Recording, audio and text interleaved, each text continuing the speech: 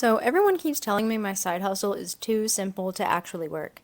My friends think I'm crazy, my family doesn't get it, and honestly, I used to think they were right.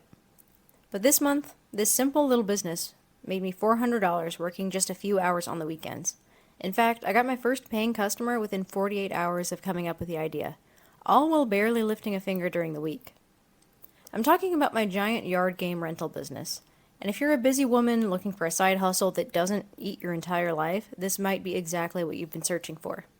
In the next few minutes, I'm going to show you exactly what I rent out, how I got started with less than $200, the simple way I got my first customers, and my realistic plan to scale this to $4,000 per month or more. Plus, later on, I'll share the biggest mistakes I made so that you don't have to. So, if you're tired of side hustles that promise the world but steal all your free time instead, stick around, because this one might surprise you. So what is it that I do exactly, and how does it work? Well, I rent giant novelty games like Connect 4 that's the size of a small child, Jenga that stacks 4 feet tall, bucket golf, and, of course, cornhole. I live in Florida, which has constant sunny weather and lots of outdoor parties, so this is perfect. So, people want to play these games and enjoy some outside time with their family, but they might not want to sacrifice garage space or a few $100s in order to play it. And that's where my little side business comes in. They pay me a small fee to rent it out for a day or a weekend, and they get to keep their cash and their space. And I get a pretty sweet deal out of it too. More often than not, I meet people in a public space, for reasons I'll talk about later, pass off the equipment, take their money, and that's that. So I've had several weekends where I bring in $150 or more for less than 2 hours of work. Perfect for my schedule too, since my day job is mostly on the weekends.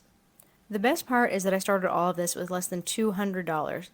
And to this day, I haven't spent a dime on advertising. I know this all sounds a little too good to be true, but let me show you how you can do this too. First and foremost, we have to test demand before we spend any money. If you've been in the side hustle world long enough, then you're probably all too familiar with getting excited about a side hustle, diving into research, buying supplies and business cards and shirts and all of that, without verifying demand first. And as harsh as it sounds, if you don't have customers, then you don't have a business. So, here are a couple ways to test demand before you lose a single cent or a single hour. The quickest way is to create a listing on your local Facebook marketplace. Be sure to make it detailed, explaining what games you have to offer, terms of the rental, and pricing, as well as some good images. Likewise, you can use other platforms like Craigslist, Nextdoor, or other local sites like that to list your games. And people will want to rent quicker than you think, but there's an easy way around that.